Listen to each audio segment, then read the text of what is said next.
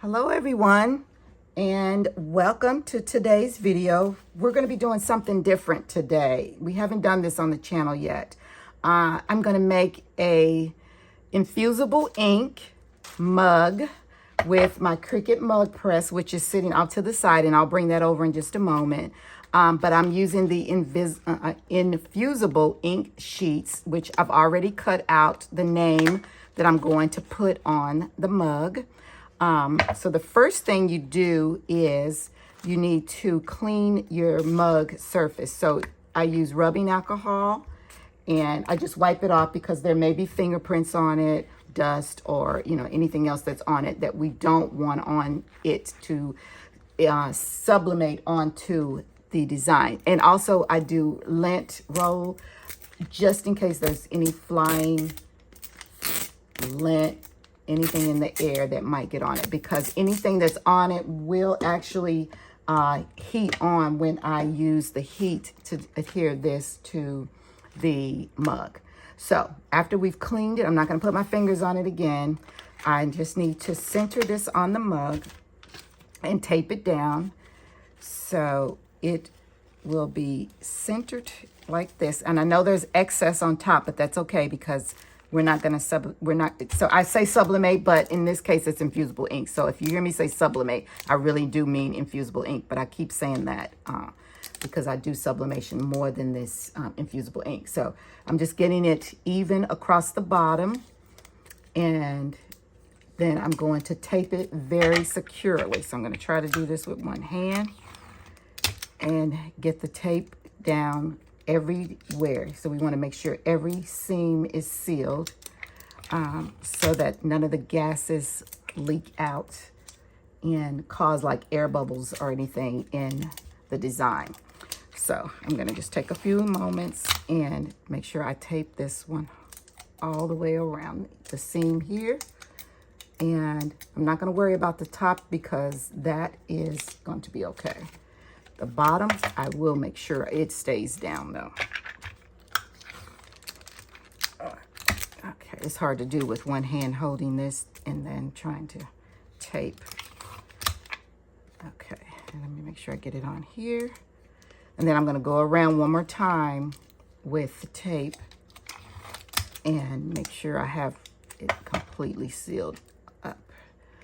So I should have probably gone the long way instead of the short way. That would have been easier, like if I had done like this, for instance, say, to seal it that way.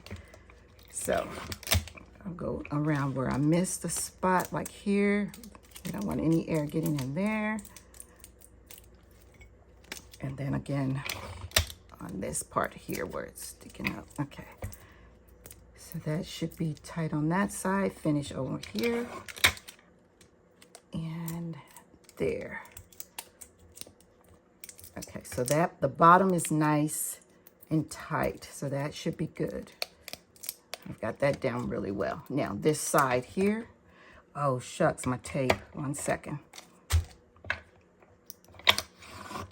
All right, this side, okay, pull that up to tight on there like that. I should have pre-cut my tape pieces and then I would not have to struggle so much. Okay. I think that's sealed all the way around. It's nice and tight. That's the heat press letting me know, the mug press letting me know it's ready. And with the mug press, you don't have to time it or anything like that because it's already set for the amount of time that you need in order for this to adhere to the mug. But I'm going to do the top anyway. Now, even though I said I wasn't, I think I am because I can see like gaps in it. And I don't want to mess this up because this is a gift for someone. So I definitely want to make sure this is good to go. And you can see, let's see, can you see see how you can see the air that can get in there? That's why I'm sealing it. Because I don't want any of that air to seep out. And I want it to lay flat. But, that's not good. And again, because this is a gift, I got to make sure I do it correctly.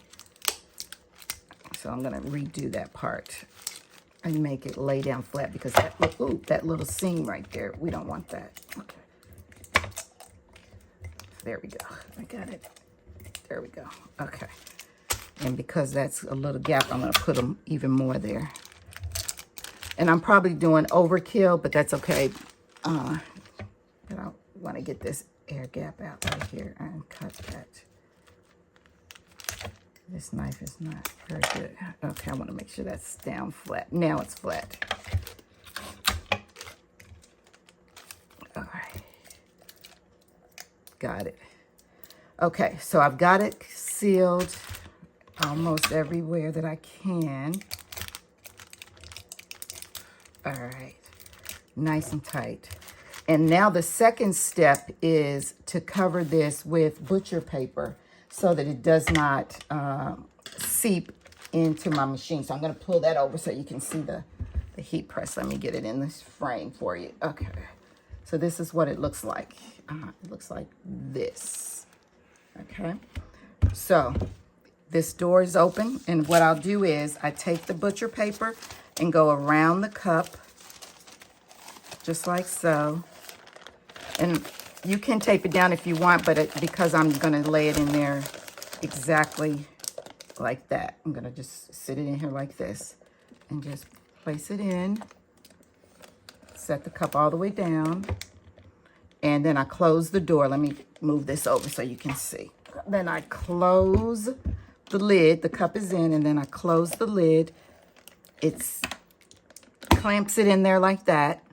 And then as you can see, these little lights here will light up as it completes each step of the heating process. So that'll take about 5 minutes. So I will come back once it's time to take the cup out of the machine.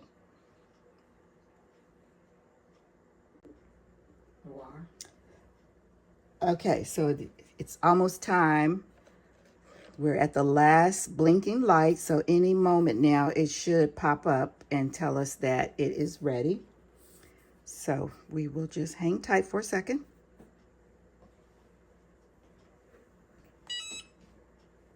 And there was the beep. Okay. So now this is going to be extremely hot, so I'm going to put on my heat-resistant gloves because this temperature is like almost 400 degrees, so I definitely need gloves on with this. So I just lift it up out of the mug press, and you see it scorched a little bit there, but that's okay. And that's exactly why I put the paper, the butcher paper on, because I did not want to, scorch my machine. That's the main reason I did that.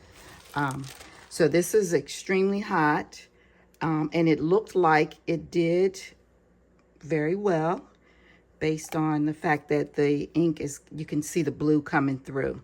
So I'm going to try to remove this tape without it being stuck all over my gloves, and try to get the design off, and then we will see if we have success. And it looks like we do. We have perfect success. Look at that. That is very, very nice. It's hot to the touch. Now, I will say this. The person who this is going to won't probably notice it, or maybe they will. But as you can see right here, there's a little bit of ghosting. That's called ghosting. That's where I did not have the tape down as best as I could have. That's where the air seeped through, and that's why it's slightly lighter right there. So that's why when I was saying I want to make sure I tape it down all the way, even on the top. And remember, I did do the top very well, and it's very good. There's no bubbles, no seam, you know, there's nothing. But that little slight bit of ghosting on the edge there. But hopefully he won't notice it. So I notice it, but he probably won't. But anyway, I think that's very nice. The colors are nice, bright, and vivid. And otherwise, other than that slight little error, I think it looks good. So that's how you do a Cricut Infusible Ink sheet on a mug using the Cricut Mug Press. And that's all it is to it. Very simple.